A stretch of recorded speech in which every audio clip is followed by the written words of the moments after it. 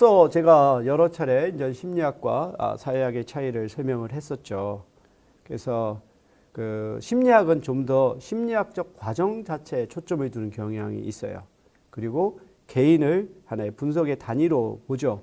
하지만 사회학자들은 개인보다 큰 단위의 사람들의 집합, 뭐 예를 들어서 집단, 뭐 지역 공동체, 사회 계급 또는 전체 사회에 관심을 가지고, 그래서 사람들 간의 하나의 연합체에 우리가 초점을 두고 그것을 분석의 출발점으로 삼죠. 그래서 앞서 소개했던 그 도윈 카트라이트는 그룹 다이내믹스라고 하는 개념을 이렇게 연구한 학자입니다.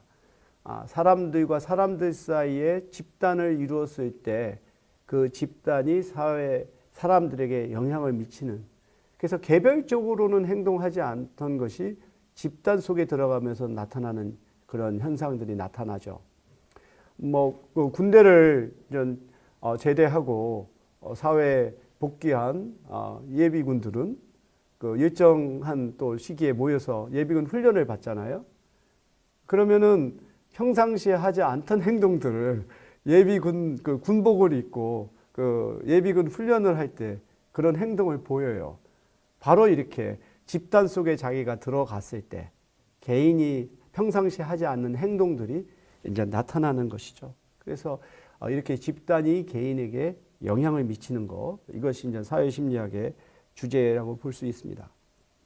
그래서 심리학에서는 앞서 말했던 것처럼 개인에게 초점을 맞추기 때문에 개인 수준에서의 심리적인 현상에 초점을 두죠. 그래서 우리가 사회심리학을 이번 학기에 배울 때 처음 출발점은 바로 개인 수준의 심리학적인 현상과 메커니즘에서 출발할 겁니다. 예를 들어서 지각, 추론, 동조, 대인 매력, 귀인이라고 하는 것은 어떤 원인을 찾는 거예요. 어떤 결과가 일어났을 때 그것의 원인의 무엇인가를 찾는 과정을 귀인이라고 부르는데, 우리가 결과를 어떻게 해석하느냐에 따라 앞으로 취할 행동이 달라지죠. 심지어 우리가 느끼는 감정도 달라져요. 예를 들어서 사랑하는 사람의 죽음, 이렇게 사랑하는 사람의 죽음이라고 하는 하나의 결과를 놓고 우리가 그것을 어떻게 해석하느냐에 따라 그 사람의 감정이 달라지죠. 이것을 뭔가 이제 더 편안한 사후세계로 가는 거라고 생각하면 좀 더 슬픈 마음이 좀 더 가라앉을 수 있겠죠. 하지만 뭔가 그 아쉬움이 계속 남는 것으로 본다면 거기서 쉽게 벗어나기 어려울 거예요. 또는 우리가 어떠한 것을 추구했는데 그 목표를 달성하지 못했을 때, 실패했을 때 그것도 우리가 어떻게 해석하느냐에 따라 달라질 수 있어요. 이걸 만약에 남의 탓으로 돌리면, 부모 탓으로 돌리면 부모에 대한 원망이 나오죠. 하지만 이것을 자기 탓으로 돌리면 더욱 분발하게 될 수 있죠. 그래서 우리가 정말로 어떻게 원인을 찾느냐가 매우 중요합니다. 그리고 또 공격이 있을 수 있죠. 혐오 차별도 공격일 수 있어요. 하지만 또 이타적인 행동도 나오죠. 오늘 제가 오면서 라디오 방송을 들었는데 그 인천에 있는 초등학생들 한 12명이 계속해서 용돈을 모아서 여행을 가기로 했대요. 그러다 코로나 사태를 보고서 그들이 모은 돈을 우리 돈으로 따지면 한 그래도 100만 원 정도 가량이 되는 돈이던가 보던데, 그것을 여행 계획하지 않고 어느 기관에 기부를 해서 코로나 그 사태를 해결하는 데 써달라고 이렇게 어린아이들이 기부를 했다고 합니다. 그러면 사람들은 왜 이기적인 존재고 자기만을 생각하는 것으로 생각하는데 이타적인 행동은 왜 할까? 이 아이들은 타고날 때부터 이런 이타적인 생각을 가졌던 사람일까? 아니면 이들은 어떠한 그 교육을 통해서 그런 생각을 가졌을까? 이런 것들이 하나의 이타적 행동 또는 친사회적인 행동의 주제가 되겠죠. 그리고 태도와 태도 변화, 이런 중요한 이슈들이 심리학의 중요한 주제가 되죠. 그래서 사회심리학이라고 하는 것은 한편으로는 심리학적인 사회심리학이 있을 수 있고 사회학적인 사회심리학이 있을 수 있어요. 그래서 실제로 우리 고려대학교 심리학과에는 사회심리학이라고 하는 과목이 개설되어 있어요. 우리 고려대 심리학과는 전국에서도 굉장히 아주 훌륭한 학과이고 훌륭한 또 학자들이 많고 또 이러한 그 사회심리학, 문화심리학을 또 연구하시는 훌륭한 학자들이 많습니다. 이렇게 심리학적인 사회심리학의 관점에서 사회심리학은 어떻게 정의가 되냐면 고든 올포트라고 하는 아주 대표적인 심리학자는 개인들의 생각, 감정, 행위가 실제적이든 가상적이든 타인의 존재에 의해서 영향받는가를 이해하고 설명하기 위한 시도라라고 설명을 했어요. 바로 이게 여기서는 이제 개인과 사회라기보다 개인과 타자의 관계죠. 그래서 자기 옆에 실제로 타인이 존재하든 또는 가상적으로 생각하든 간에 타인의 존재가 개인에게 영향을 미치는 것을 연구하는 거죠. 뭐 예를 들어서 우리가 어린 아이가 어떤 행동을 하는데 내가 이 행동을 해야 할까 말까를 결정할 때 그가 판단의 근거는 뭘까요? 한편으로는 자기가 그 행동을 하면 어떤 보상과 처벌이라고 하는 하나의 것을 판단을 해서 행동을 할 수 있죠. 예를 들어서 어떤 시험을 준비한다고 할 때 시험 공부를 하면 좋은 성적을 얻으면 엄마한테 어떤 보상을 받을 수 있다고 하는 생각이 시험 공부를 하게 하는 하나의 동기가 될 수 있겠죠. 그런데 이 아이가 좀 더 성숙하게 되면 자기가 어떤 행동을 했을 때 그거에 대한 즉각적인 보상과 처벌이 아닌 하나의 가상적인 타인의 존재에 의해서 행동을 하게 돼요. 내가 이러면 엄마가 실망할 거야. 내가 이렇게 행동하면 엄마가 기뻐할 거야. 당장 엄마가 옆에 없어도 이런 가상적으로 생각하는 것이 그 사람의 행동에 영향을 미칠 수 있죠. 그래서 이렇게 심리학자들은 바로 이렇게 개인과 또 중요한 타자와의 관계에 더 초점을 둔다라고 볼 수 있겠습니다. 반면 사회학자들은 더욱더 광범위한 사회 현상에 관심을 갖죠. 역할, 사회화, 사회운동, 집합행동, 일탈, 건강, 직업, 사회이동 등등. 그렇기 때문에 사실 사회적인 이슈는 사실 개인적인 이슈라기보다 좀 더 큰 범위에서의 현상들이잖아요. 뉴스에서 보도되고 또 미디어에서 관심을 갖고 또 그거에 대한 설명을 요구하는 것들은 사실 심리적인 현상이라기보다 사회적인 현상이고 그거에 있어서는 사회심리학보다 더 적합한 설명을 할 수 있다라고 생각을 해요. 최근에 코로나 사태로 인해서 제가 언론에서 많이 인터뷰 요청을 받고 또 방송에서도 인터뷰한 적도 있어요. 가장 최근의 것은 SBS에서 그 신천지와 같은 이러한 이단 종교에 왜 젊은이들이 빠지는가 라고 하는 것에 대해서 취재 요청을 했는데 제가 지금 고민을 하고 있어요. 내가 정말 이런 것까지 전문적으로 연구를 하지 않았는데 할 수 있을까라고 하는 고민을 하고 있지만 나름대로 우리가 사회심리학적으로 설명할 수 있죠.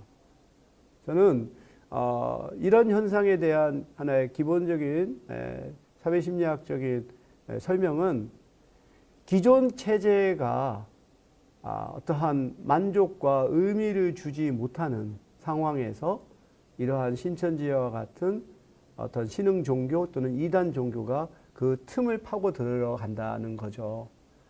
그래서 여기서 말하는 기존 체계는 일종의 기성 종교라고도 볼 수 있어요. 어떠한 기성 교회들. 이게 신앙 공동체라고 말은 하지만 실질적으로 보면은 다른 사회 조직과 다를 바가 없고, 저는 그들만의 리그라고 하는 말을 쓰고 싶어요. 그래서 우리나라에서의 일반 교회에 다니는 교인들은 나름대로 사회적으로 인정받고, 또 그들 간에 같은 지위를 갖고 있는 사람들이 일종의 공유하는 그러한 모임이 아닌가. 이러한 상황에서 학력이라든가 직업이라든가 소득이라든가 계층이라든가 여러 가지 면에서 어떠한 그 불리한 계층에 있는 사람들은 그러한 기성 체계로부터 인정을 받지 못하게 되고, 그러한 틈을 저는 이러한 그 이단 종교들이 들어간다라고 생각을 하거든요. 이런 현상들은 굉장히 사회학적인 설명을 할 때 가능한 거죠. 이런 그런 차이들을 볼 수 있습니다. 그래서 그 사회학적인 사회심리학자들은 이 사회적인 세계, 어떤 사회적인 힘, 이런 것에 초점을 두죠. 그래서 개인들이 왜 어떻게 행동하느냐를 설명하기보다 왜 그들이 조직적인 또 행동을 하느냐, 왜 하나의 나름대로의 패턴과 규칙성을 가지고 행동을 하는가, 그리고 이것이 왜 또 상황에 따라서 변화하는가, 이런 것들을 설명하는데 더 목표를 두고 있다라고 볼 수 있겠습니다. 그래서 가장 저는 뭐 대표적인 사회 심리학적인 주제가 사회화라고 볼 수 있죠. 그래서 결국은 사람은 태어나는 것이 아니라 만들어지는 거죠. 그래서 페미니즘의 학자들은 성이라고 하는 것은 이게 선천적으로 타고나는 것이 아니라 사회적으로 만들어진다라고 하는 거죠. 남성과 여성, 이것은 결국은 어렸을 때부터 청소년기, 성인기를 거치면서 남성으로서 적합한 생각과 행동, 여성으로서 적합한 태도와 행동을 갖게끔 교육이 되기 때문에 만들어지는 것이지, 그것이 처음부터 그렇게 형성된 것은 아니라는 관점을 취하게 됩니다. 그래서 그 앞서서 말했던 것처럼 사회심리학적인 주제가 개인들이 사회 집단에 참여하면서 생기는 이 사회적인 경험, 그리고 타자들과의 상호작용, 그리고 사회적 경험과 타자들과의 상호작용에 미치는 문화적 환경의 영향, 그리고 상호작용을 통해서 발현되는 사회구조, 이러한 것들이 이제 사회심리학적인 주제라고 볼 수 있어요. 그래서 보통 우리가 사회심리학은 사회구조라고 하는 것에 관심이 없는 것으로 생각하는 경향이 있죠. 그래서 이 사회구조라고 하는 것은 사회심리학의 주제라기보다 어찌 보면 조금 더 그 구조적인 그러한 사회학들, 뭐 계층론 또는 조직론, 이런 식으로 설명하죠. 하지만 사회심리학의 관점에서도 사회구조를 설명할 수 있어요. 그래서 그 앞서 말했던 것처럼 어떻게 사회 변화가 가능한가, 어떻게 구조화된 것이 그 스스로 바뀔 수가 있겠습니까? 그거에 대한 굉장히 적절한 설명을 사회심리학이 할 수 있어요. 사회구조를 구성하는 구성원들이 변화하면서 사회구조가 바뀐다라고 우리는 설명할 수가 있죠. 근데 이제 사회심리학에는 또 우리가 두 가지의 서로 다른 관점과 접근법이 있어요. 하나는 성격과 사회 관점이라고 하는 그러한 그 접근 방식이 있고, 또 한 가지는 이 상징적 상호작용론이라고 하는 또 하나의 접근법이 있습니다. 둘 다 사회심리학적인 연구이지만 이쪽에 바라보는 관점이 다르고 연구 방법이 달라요. 그럼에도 불구하고 이 두 가지의 관점은 서로 상호 보완적이다.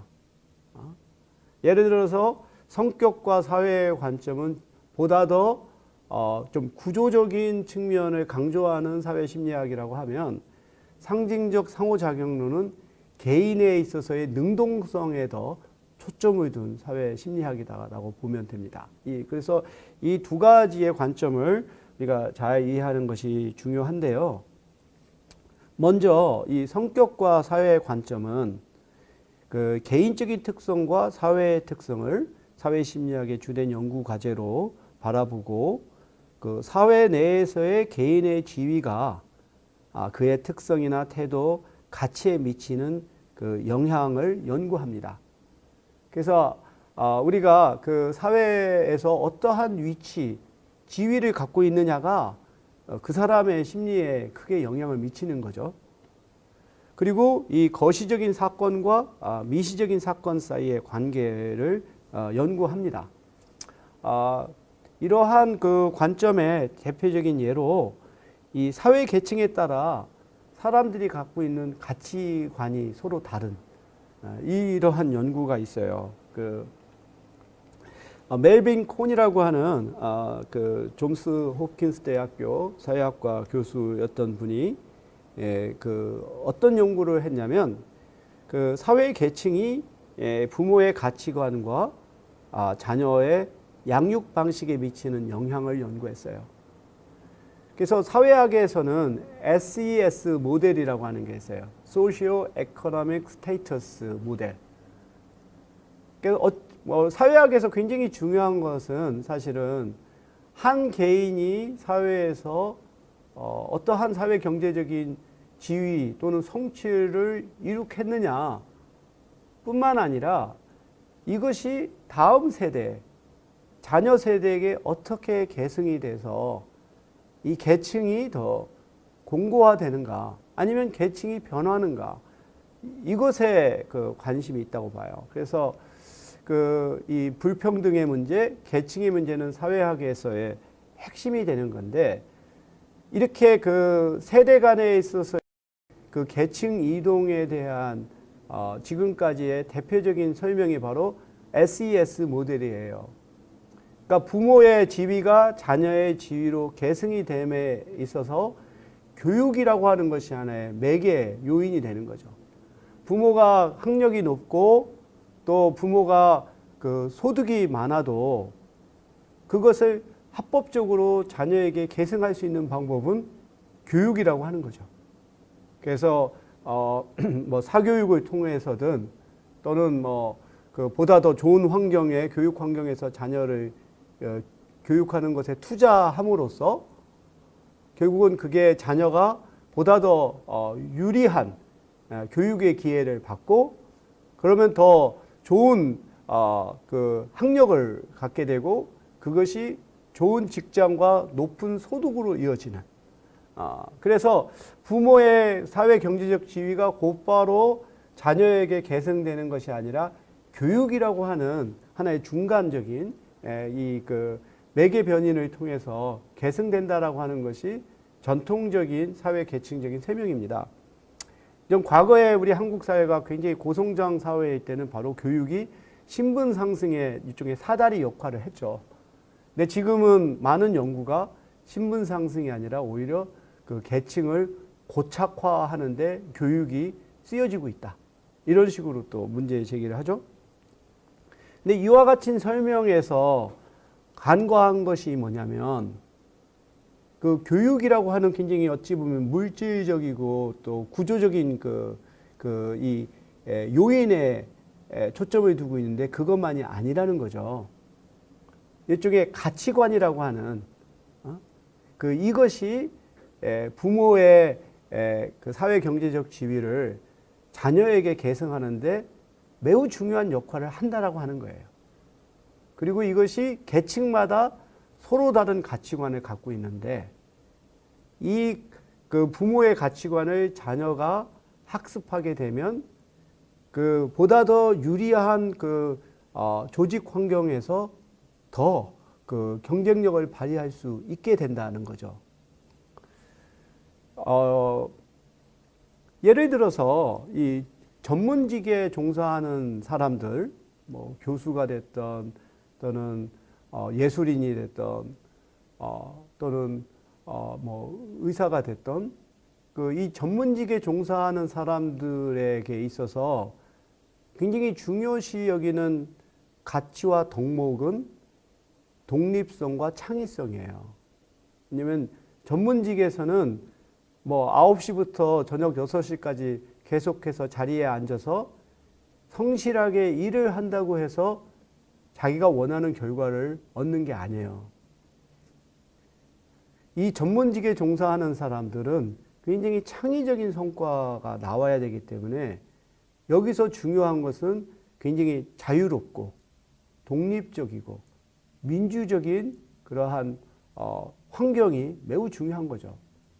그래서 뭐 정말로 월요일부터 금요일까지 매일 같은 시간에 책상에 앉아서 일을 하는 것이 자기가 원하는 성과를 내는 게 아닌 거죠.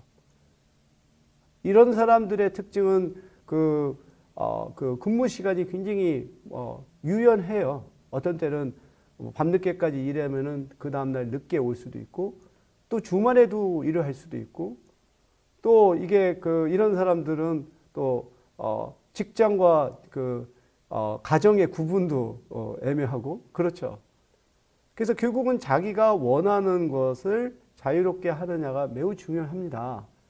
그러다 보니까 이 전문직에 종사하는 사람들은 자신의 성공에 있어서 이러한 가치관, 자율성, 독립성, 창의성, 민주성 이런 것들이 자신의 능력을 발휘하는 데 중요하다라고 생각하기 때문에 자녀를 기를 때도 이런 덕목을 가르치도록 교육을 시켜요. 그래서 자녀를 할 때 뭐 엄격하게 체벌을 하거나 어떠한 그 보상과 처벌의 방식으로 하기보다 스스로 아이들이 자기의 목표를 설정하고 그것을 실행하고 그거에 대한 인정을 하는 방식, 이런 식으로 기르게 되죠. 이렇게 해서 이러한 가치관을 갖게 된 자녀들은 나중에 그런 전문직에서 일을 할 때 훨씬 더 그 덕목들이 인정받는 환경에서 일을 하기 때문에 능력을 발휘할 수가 있어요. 반면 이 근로자 계층의 직업 환경은 그렇지가 않죠. 거기선 자기가 자유롭고 독립적이고 창의적으로 한다고 해서 인정을 받는 게 아니에요. 집단의 조화가 중요하고 또 그 규칙에 따라서 행동하는 게 매우 중요하죠. 그러다 보니까 시간을 잘 지키고 그 다음에 성실하고 상관의 명령에 순종하고 하는 이러한 동조, 순종, 외모 이런 부분들이 중요시 여겨지고 자녀를 기르더라도 그런 덕목을 가르치게 되고 그들은 또 그러한 것이 인정받는 환경에서 잘 활동할 수가 있는 거죠. 이렇게 저는 굉장히 이것은 중요한 포인트라고 봐요. 우리가 그 사회에 있어서 매우 중요한 문제가 사회 불평등이 심화되고 또 계층 간의 신분 이동이 차단되는 것이 이게 열린 사회에서 닫힌 사회로 넘어가는 이로 인해서 사회의 동력이 떨어지고 또 사회가 양극화되는 것이 정말로 중요한 문제라고 인식하고 그것을 해결하기 위해서 많은 노력을 하잖아요. 뭐 예를 들어서 공교육을 다시 회복을 한다든지 사회에 좀 불리한 계층들에게 교육 기회를 늘린다든지. 근데 여기서 간과하는 것은 이런 교육만이 그 중요한 메커니즘이 아니라 바로 가치관에 있어서도 굉장히 중요한 역할을 한다라고 하는 거죠. 따라서 여기서 우리가 중요한 것은 단지 교육 기회와 같은 물질적인 기회를 늘리는 것만이 아니라 이러한 좀 더 불리한 계층들이 학습하기 어려운 기회를 그들이 배울 수 있는 기회를 만드는 게 중요한 거죠. 그래서 뭔가 그러한 어떠한 그 클럽이 됐던 또는 어떠한 모임이 됐던 그런 리더십을 발휘하기 어려운 환경에서 성장한 청소년들이 정말로 자기 주도적으로 창의적으로 생각하고 행동하고 협력할 수 있는 그러한 그 기회를 마련하는 것들, 이것이 굉장히 중요한 거죠. 바로 이제 사회심리학적 연구에서 이 사회 계층 간의 이동에 대한 매우 중요한 실마리를 제공하고 있다라고 볼 수 있습니다. 그래서 이렇게 성격과 사회 관점을 가진 학자들은 연구하는 방식이 좀 더 정량화되어야 된다고 생각해요. 그리고 이러한 연구가 경험적인 검증을 받아야 된다. 그래서 표준화되고 객관적인 척도와 정량적인 연구 방법을 선호합니다. 그래서 좀 더 과학적인 연구 방법을 사회심리학적인 연구에 도입해야 한다라고 하는 거죠. 그래서 실제로 이렇게 아까 말한 것처럼 계층별로 가치관, 자녀 양육 방식의 차이는 우리가 표준화된 척도를 개발하는 거죠. 자녀 양육의 방식을 우리가 질문하는 거죠. 이게 민주적이냐, 비민주적이냐, 또는 자기 주도적이냐, 또는 일종의 외부에 의한 것이냐, 이게 민주적이냐, 또 비민주적이냐, 폭력적이냐, 비폭력적이냐, 여러 가지 문항들로 우리가 자녀 양육 방식을 측정을 하고, 또 계층 지위도 우리가 측정할 수 있잖아요. 뭐 직업 지위, 소득, 학력 이런 걸 통해서 그 사람의 계층을 측정할 수 있죠. 그러면 계층에 따라 자녀 양육 방식의 차이가 어떻게 나타나는지를 볼 수 있죠. 이런 방식을 통해서 우리는 계층과 가치관 간의 관계를 연구할 수가 있습니다. 또 한 가지 우리가 성격과 사회 관점의 예로서 아내의 취업이 남편과 아내의 정신 건강에 미치는 영향, 이 연구가 있어요. 뭐 지금까지 전통적으로 남자는 그 가장으로서 그 브레드 위너로서 생계를 책임지고 아내는 자녀 양육과 가사를 하는 것으로 여겨왔지만 여성들이 이제 사회 참여가 늘어나면서 이러한 그 커리어 워먼들도 늘어나고 있잖아요. 이런 경우에 아내가 취업을 했을 때 그게 아내와 남편에게 어떠한 영향을 미치는가를 이 로널드 캐슬러와 제임스 맥레이라고 하는 학자가 연구했어요. 연구를 했더니 이것도 우리가 표준화되고 정량화된 연구 방법을 통해서 측정을 했죠. 정신건강이라고 하는 것도 여러 가지 척도를 가지고 조사하죠. 뭐 우울감 척도가 한 가지 예가 되겠죠. 뭐 얼마만큼 평상시에 자기가 우울하다고 여기는지, 또는 정상적인 사회 활동을 하기 어려웠던 적이 있었는지, 뭐 등등 우리가 그런 여러 가지 개발된 척도를 통해서 그 사람들의 정신 건강을 측정할 수 있어요. 이것을 이제 취업했느냐 안 했느냐, 남편이냐 아니냐로 구분을 해서 우리가 정신 건강의 차이를 비교할 수가 있죠. 그리고 그 차이가 통계적으로 유의미한지를 우리가 검증할 수 있어요. 연구 결과를 보면 그 취업한 아내가 미취업한 아내보다 정신 건강이 좋은 것으로 나와요. 그리고 취업한 아내를 가진 남편은 미취업한 아내를 가진 남편보다 정신 건강이 좋지 않아요. 그러니까 다시 그렇게 보면은 취업이라고 하는 것은 남성보다 여성에게 더 좋은 거예요. 그런데 이 취업한 아내의 수입이 좋으면 남편의 정신 건강이 그렇게 특별히 나쁘지는 않아요. 근데 이 취업한 아내의 수입이 낮은 경우에는 가장 그 스트레스가 높다는 거죠. 그러니까 아내가 취업을 하지만 대신 소득이 높으면 그걸 뭔가 보상을 하는 거죠. 뭐 예를 들어서 파출부를 고용하든, 또는 뭐 정기적으로 해외여행을 가든 외식을 하든 간에 뭔가 취업을 통해서 뭐 부족해진 그 가사 노동 시간이든 또는 남편과의 그 시간이든 이것을 더 늘어난 소득으로 보상할 수 있지만, 일을 하고도 소득은 변변치 않을 경우는 더욱더 남편이 느끼는 스트레스는 커질 수 있다라고 하는 걸 이제 검증을 한 거죠. 그러면 왜 취업한 아내는 취업하지 않은 아내보다 더 건강할까? 여기에 대해서 사회심리학은 굉장히 유용한 개념을 제안합니다. 그걸 뭐라고 부르냐면은 그 복합적 자기라고 불러요. 멀티플 셀브스라고 하는 거죠. 멀티플 셀브스. 그러니까 우리 인간은 자기의 정체성이 하나가 아닌 여러 개를 갖고 있어요.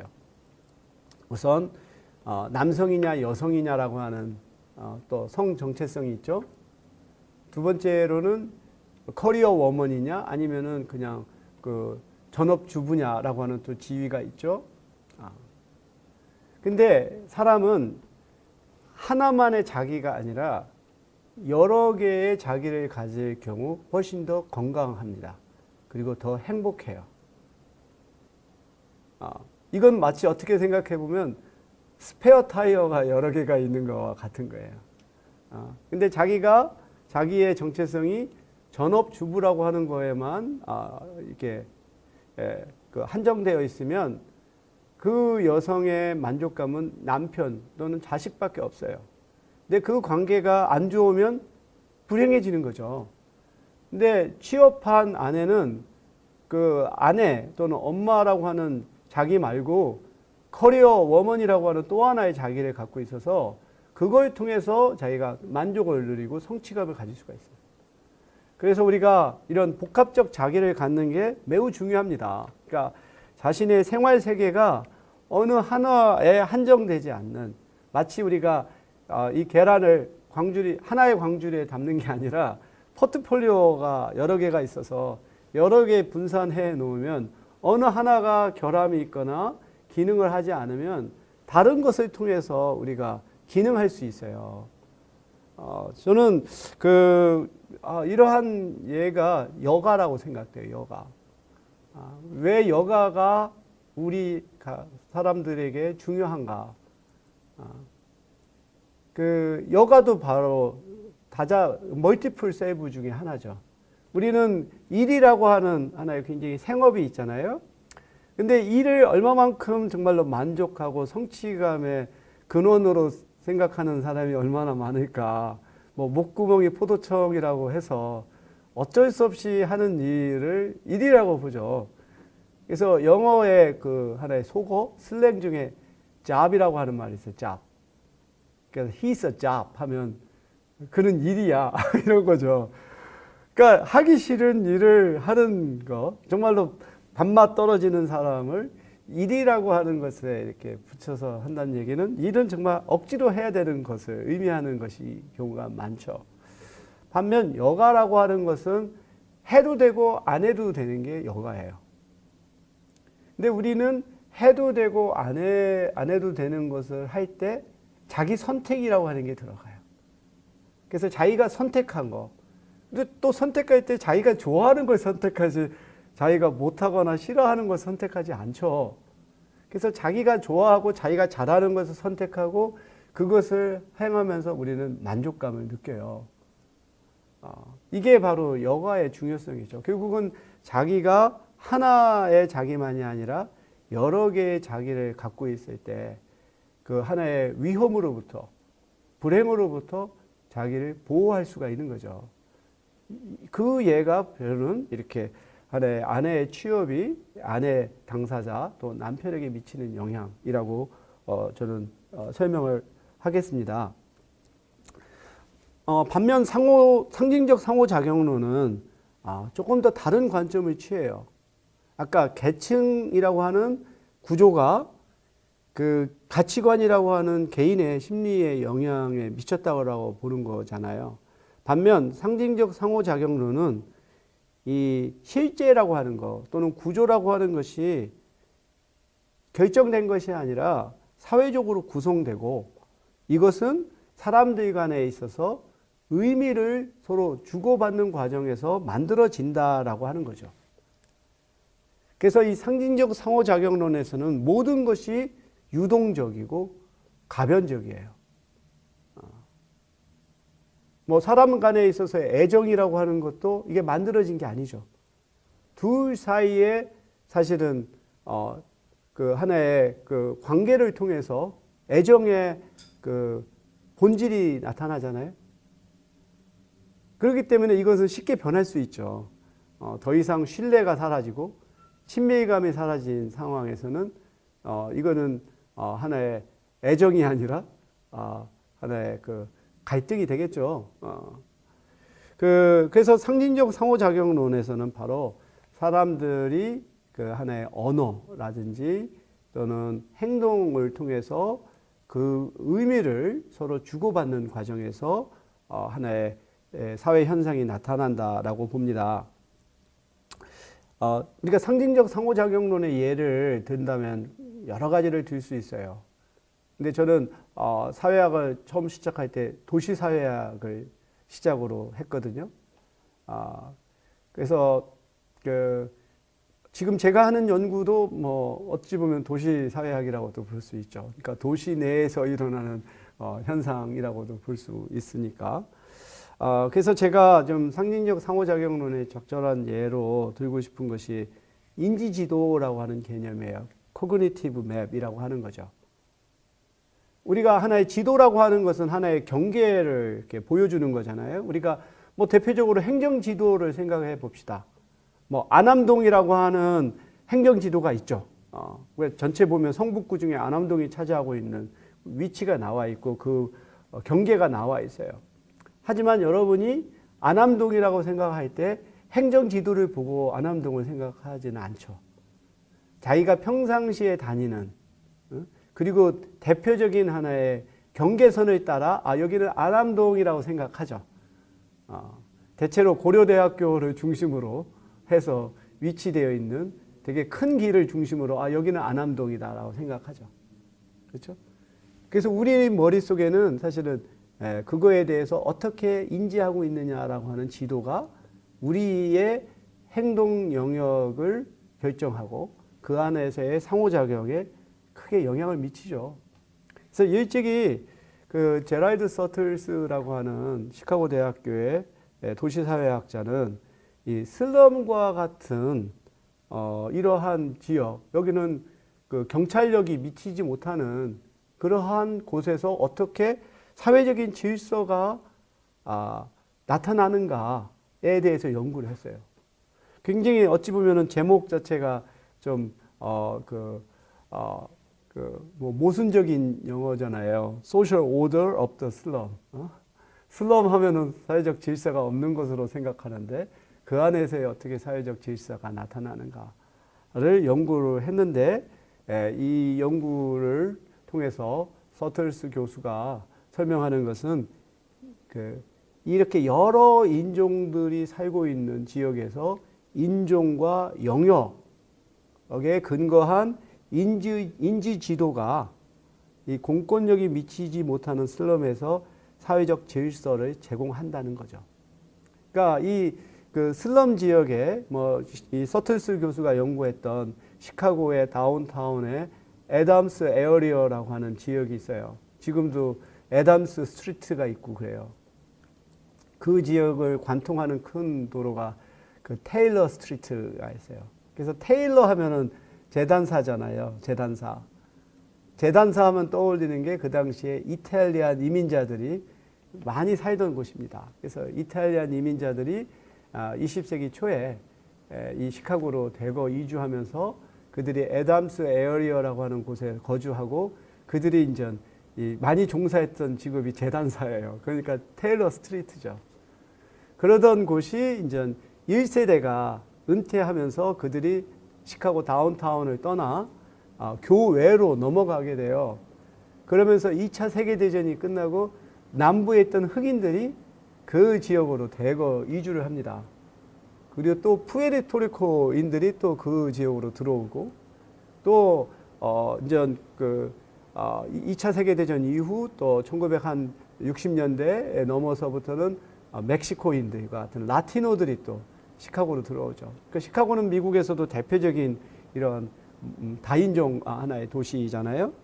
그 여러 인종들이 애담스 에어리어라고 하는 지역에서 살게 되는데 그 곳에서의 사회적 질서는 인종과 테리토리에 근거해서 암묵적으로 사회적 질서가 형성이 돼요.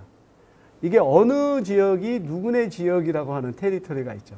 이 지역은 흑인 지역, 이 지역은 라티노 지역, 이 지역은 푸에르토리코 지역. 그들이 주로 이렇게 밀집해서 사는 지역이 하나의 테리토리를 형성을 해서 그 곳은 함부로 들어가면 안 되는 거죠. 그래서 이쪽에 영어 표현으로 한다면 그 범죄라고 하는 것은 wrong time, wrong place에서 일어나는 거죠. 잘못된 시간과 잘못된 장소에 들어갔을 때 범죄가 일어나는 거예요. 그래서 낮 시간에 공터에서는 그런 것이 안 일어나지만 밤 시간에 자기가 속해 있는 않는 지역에 들어갔을 때 그 하나의 범죄의 피해자가 될 수 있는 거죠. 바로 이렇게 사람마다 머릿속에는 인지지도가 있는 거예요. 이것은 어느 지역이다, 어느 테리토리다. 이것을 서로 간에 지키게 되면 마찰이 줄어들게 되는 거죠. 요게 바로 이제 하나의 사람들 간의 그 경계라고 하는 의미를 공유하고 그것을 서로 교환하니까 이런 질서가 가능한 거죠. 이분이 바로 제랄드 서틀스 교수입니다. 안타깝게 2017년에 이제 돌아가셨는데 제가 시카고 대학교 사회학과에서 공부를 할 때 지도 교수가 서틀스 교수였어요. 그래서 1987년, 제가 85년도에 대학원에 입학을 했는데 87년에 도시사회학 수업을 들으면서 하루 온종일 우리가 버스 투어를 하면서 시카고의 흑인 지역, 또 멕시코 지역, 또 다운타운 지역을 현지 조사를 했어요. 그래서 마치고 사회학과가 있는 사회과학 리서치 빌딩 앞에서 사진을 찍었는데 이 87년이면 제가 나이가 우리 나이로 한 27살 정도 그 정도였는데 굉장히 애띤 얼굴이죠.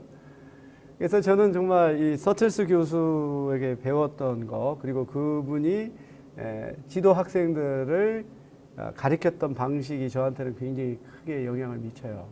그래서 저도 도시사회학이나 또 그 국제이주와 다문화 사회를 할 때 하루를 그러니까 필드워크를 나가는 것도 그러한 영향이라고 볼 수 있겠습니다. 그래서 이러한 상징적 상호작용론은 어떤 의미가 만들어지고 교환이 되는 것은 맥락 속에서 일어나는 것이기 때문에 맥락을 벗어난 인간의 행위를 연구하는 것은 무의미하고 적절치 않다라고 하는 거죠. 그래서 자연적인 실제 생활 속에서 이러한 사람들 간의 상호작용이 일어나야 되는 그리고 이러한 개인의 세계를 포착하기 위해서는 연구 방법이 주관적이어야 된다는 거죠. 이것을 만약에 사람들이 어떤 계량화된 방식으로 표준화된 방식으로 설문지 조사법과 같은 것을 통해서 조사할 때 이렇게 내면적이고 또 상당히 맥락적인 것을 포착하기 어렵다라고 보는 거죠. 그렇기 때문에 이제 참여 관찰이라든지 심층 면적이라든지 현지 조사와 같이 이 현장에 연구자가 들어가서 그것을 조사해야 되는 것을 강조합니다. 그래서 저는 그 상징적 상호작용론의 방법을 통해서 연구한 것으로 우리가 야구팀에 대한 소속감을 한번 들고 싶어요. 야구팀이 됐던 또는 고대 연대와 같이 자기가 졸업한 학교에 대한 애착심, 소속감 이런 것들이 형성되는 것을 보면 정말로 사회적으로 구성된다는 것을 느낄 수가 있어요. 그래서 고대나 연대생들이 학교에 대한 소속감은 특히 이제 고연전이라고 하는 집단 스포츠를 통해서 함께 응원하는 과정에서 형성된다라고 볼 수 있죠. 그리고 또 우리가 기업 문화에서도 삼성맨, 현대맨이라고 하는 구분이 있죠. 최근에 와서는 조금 이 구분이 과거만큼 그렇게 뚜렷해지지는 않은 것 같아요. 되게 현대는 자동차, 건설과 같이 좀 이렇게 크고 좀 무거운 그런 거였다면 삼성은 반도체 또는 패션과 같이 좀 이렇게 가볍고 그런 것이었다고 하지만 지금은 이게 상당히 이제 섞여 있는 상황이라 좀 그렇기는 하지만 여전히 삼성의 기업 문화에서 나타나는 직원들의 경우는 상당히 어찌 보면은 스마트하고 합리적이고 예의 바르고 말끔한 그런 거라면 현대는 뭔가 좀 남성적이고 좀 거칠고 이렇게 좀 더 뭐라고 말할까 이렇게 좀 더 그 진취적인 성향, 이러한 것들에 대한 뭐 우리가 또 인식이 있죠. 그래서 이렇게 그 결국은 사실 뭐 처음부터 우리가 특정 학교에 동문이 되는 것도 아니고 특정 기업의 직원이 되는 것도 아니잖아요. 하지만 그러한 조직에 들어가서 상호작용을 통해서 그들의 소속감이 형성되는 것이죠.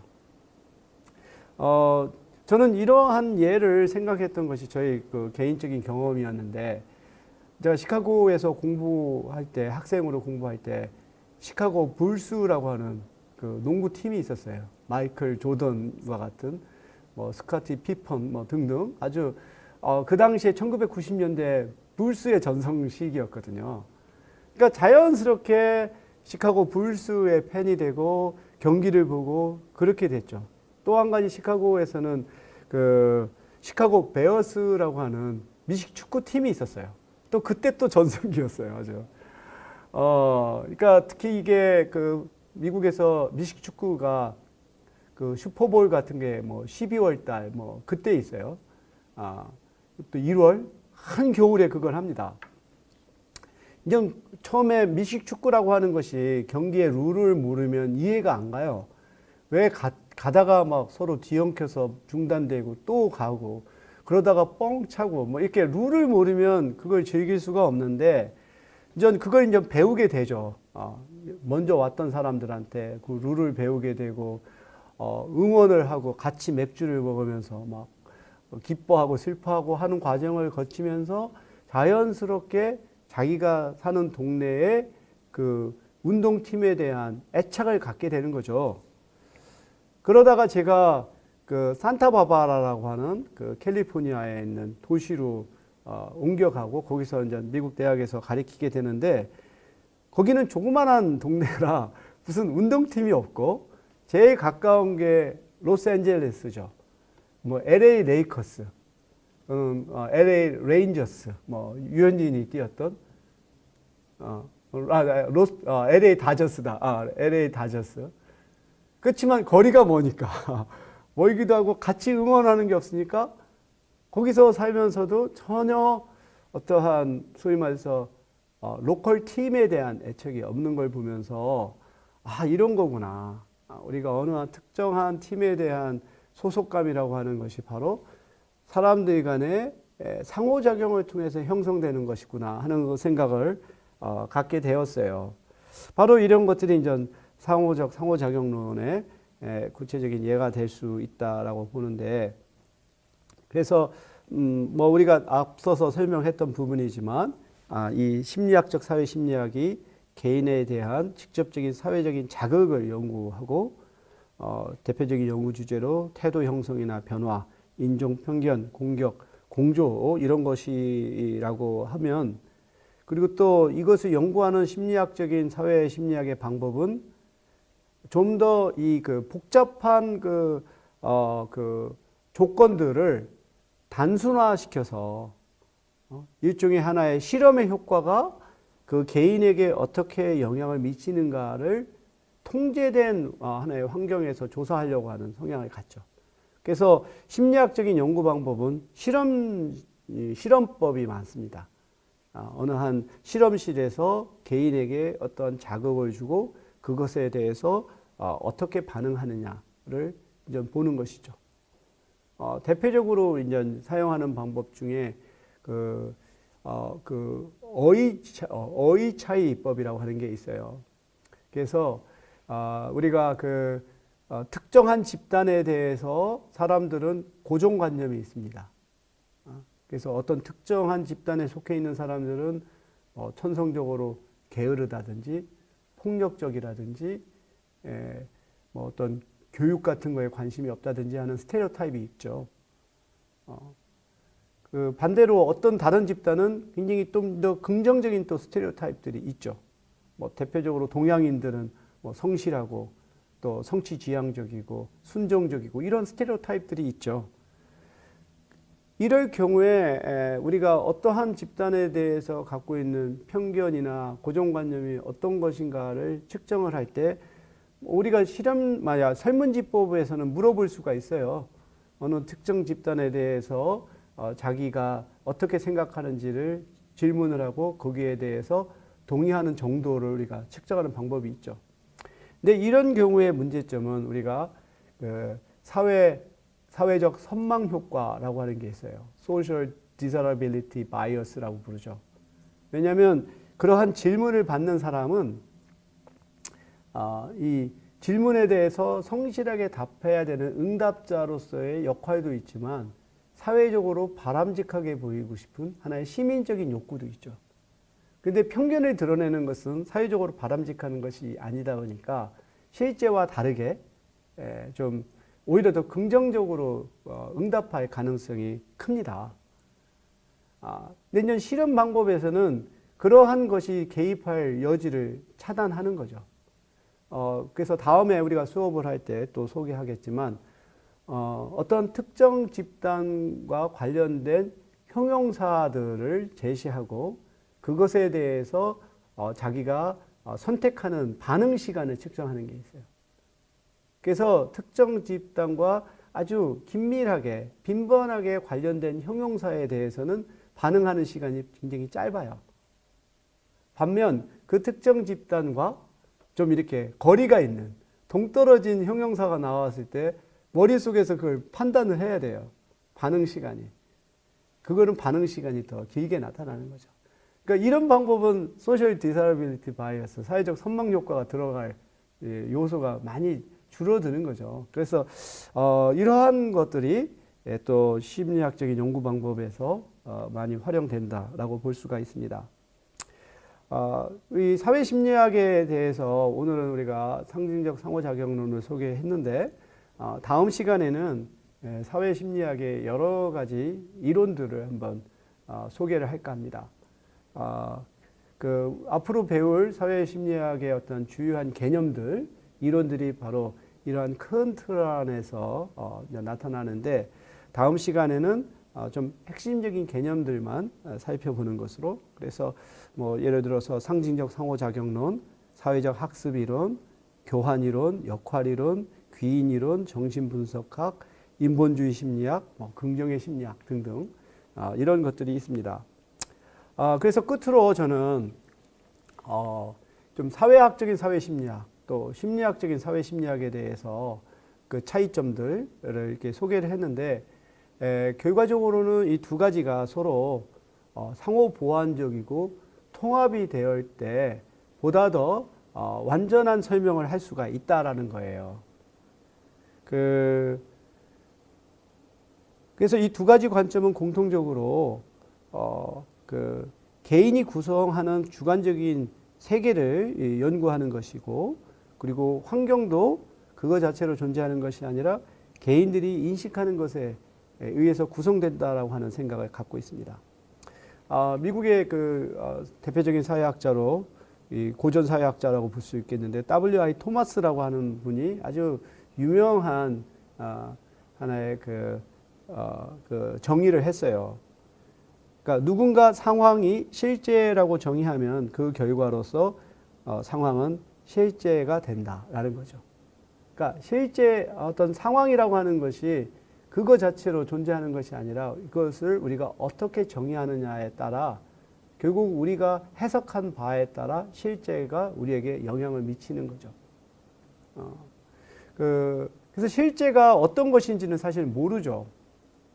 그것이 처음부터 그런 실제가 되는 게 아니라 우리가 그걸 어떻게 정의하느냐에 따라 다르는 거예요. 근데 일단 우리가 어떻게 정의하느냐에 따라 그것이 결과로서 우리에게 영향을 미치는 겁니다. 이와 같은 것의 대표적인 예가 자성적 예언이라고 하는 개념이 있어요. 영어로 말하면 self-fulfilling prophecy라고 하는 개념이죠. 자성적 예언 또는 자기 실현적 예언. 뭐 예를 들어서 선생님이 어느 한 학생에게 대해서 어떤 특정한 성 또는 특정한 인종의 또는 특정한 계층의 학생에게 너는 안 돼. 네가 아무리 해봤자 그 벽을 넘을 수 없어. 라고 이렇게 생각하게 되면 그 학생을 대응하는 태도가 그거로 인해서 영향을 받죠. 그래서 학생이 질문을 하더라도 그것을 진지하게 받아들이기보다 오히려 뭐 수업을 방해하는 것으로 행동하거나, 그러면 선생이 그 학생에게 대해서 굉장히 부정적으로 대응하면 그 학생은 포기하게 되죠. 그래서 뭔가 자기가 공부를 하는 것에 의미를 찾지 못하게 되고, 그러면 이쪽에 학업 성취 결과가 낮게 나오죠. 그러면 그게 결과가 되는 거예요. 이거 봐, 내가 예측했던 대로야 라고 하는 거죠. 바로 이렇게 그 학생의 능력을 선생이 실제라고 정의하게 되면 그 결과로서 결과가 그렇게 나타나는 거. 이런 것을 그 W.I. 토마스가 바로 상황 정의, definition of situation이라고 하는 개념을 통해서 얘기하고 있습니다. 이러한 그 심리학적인 그 사회심리학과 또 사회학적인 사회심리학을 통합한 연구 방법의 예가 그 캐롤린 셰르프라고 하는 학자가 실행한 로버스 케이브라고 하는 연구였어요. 그러면 이렇게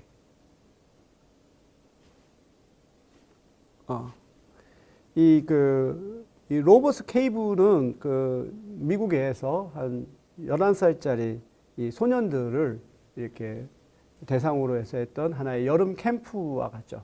마치 이제 스카우트 클럽처럼 어느 좀 또 집에서 떨어진 그러한 산간에서 이 캠프가 이루어졌는데, 이제 연구를 이제 그 셰리프 교수가 이제 실행을 해요. 그래서 이 소년들을 무작위로 2개의 그룹으로 나눕니다. 그리고 한 그룹에게는 그 방울뱀, 레틀러스라고 하는 이름을 붙여주고, 또 다른 그 그룹에게는 이글스, 독수리라고 하는 그 이름을 붙여주고, 각각의 또 집단을 상징하는 깃발도 만들고, 그 안에서의 또 어떤 위기에도 만들고 그래요. 그래서 처음에는 무작위로 이렇게 구분했죠. 그러니까 처음부터 뭐 집단 정체성이라고 하는 게 없는 건데, 단지 임의적으로 이렇게 구분을 하고 하다 보면서 점차 집단 간의 소속감이 생기고, 내 집단, 외 집단이라고 하는 감정이 생겨요. 그러면서 이들이 만나면 싸우고, 시비 걸고, 뭐 이렇게. 그래서 뭔가 좀 이 갈등을 풀려고 피크닉을 한번 열었더니 이게 난장판이 돼버렸어요. 이 문제를 어떻게 풀어야 할까? 고민하게 되는데, 여기에서 이제 어떤 그 사건이 나타나냐면, 그 캠프에 그 이 파이프가 있어서 이 그 계곡에서 물을 끌어와 가지고 캠프에 공급했는데, 중간에 파이프가 깨졌는지 식수가 공급이 안 되게 됐어요. 그래서 식수의 중단이라고 하는 공통의 문제에 처하게 되다 보니까 이 두 그룹이 협력해야 됐어요. 그래서 이 산을 올라가서 어디에서 파이프가 깨졌는지를 찾고 그것을 수리하는 그 과정을 해서 결국은 식수 문제를 해결했죠. 서로 이렇게 갈등하던 두 집단이 공통의 상위 목표를 갖게 되면서 그들 간의 협력이 이루어지게 되면서 이 집단 간의 갈등이 해결이 되고 편견이 감소가 되는 거죠. 이러한 예는 이중 나오면 우리가 편견 감소의 해결에 있어서 그 접촉 가설이라고 하는 것에 연결이 됩니다. 서로 편견을 갖고 있는 두 집단이 결국은 상위의 목표를 갖고 동등한 지위에서 지속적인 그 접촉을 하게 될 때, 그리고 그 집단에서 그들을 조정할 수 있는 그러한 그 역할자가 있을 경우에 이러한 접촉이 늘어나면 편견이 감소된다라고 하는 하나의 그 설명이죠. 바로 이 로버스 케이브 연구를 통해서 그 캐롤린 셰르프는 이 사회학적인 심리학과 심리학적인 사회심리학을 통합을 했어요. 그래서 참여 관찰과 심층 면접을 통해서 두 집단 간에 있어서의 어떤 관계를 조사하고, 또 표준화된 설문지를 통해서 사전에 각각의 집단이 내 집단과 외 집단에 갖고 있었던 태도, 그리고 이후의 어떤 변화, 이런 것들을 조사하는, 그래서 이렇게 정량적인 연구 방법과 정성적인 연구 방법을 함께 결합한 이런 통합적인 연구 방법을 사용을 했죠. 저도 이번 학기에 서대문구에 외국인 주민 그리고 다문화 가족의 실태 조사를 하고 있는데 우리도 이 연구를 함에 있어서 어떤 설문조사도 있지만 또 심층 면접, 참여 관찰, 또 포커스 그룹 미팅과 같은 방법들을 우리가 결합을 한 통합적인 연구 방법을 사용합니다. 그래서 사회 심리학이 서로 관점이 다르다 할지라도 결과적으로는 그들이 서로 상호 보완적이고 통합적이고 연구 방법도 서로 다른 연구 방법을 적절하게 통합할 때 훨씬 더 종합적이고 설득력 있는 설명을 할 수 있다라고 우리가 말을 할 수 있겠습니다. 네, 오늘 강의는 이것으로 마치겠습니다.